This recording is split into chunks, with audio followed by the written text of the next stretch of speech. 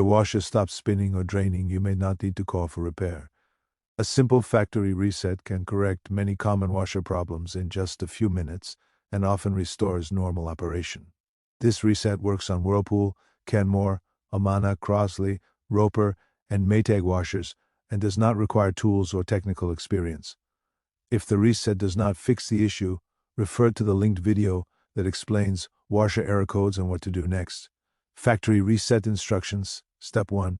With the washer powered off, rotate the control dial counterclockwise 1 full turn. Step 2.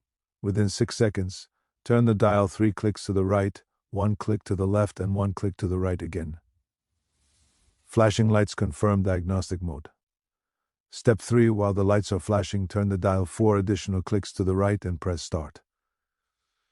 Step 4. Wait several minutes. If the washer shuts off and the lid unlocks, the reset was successful.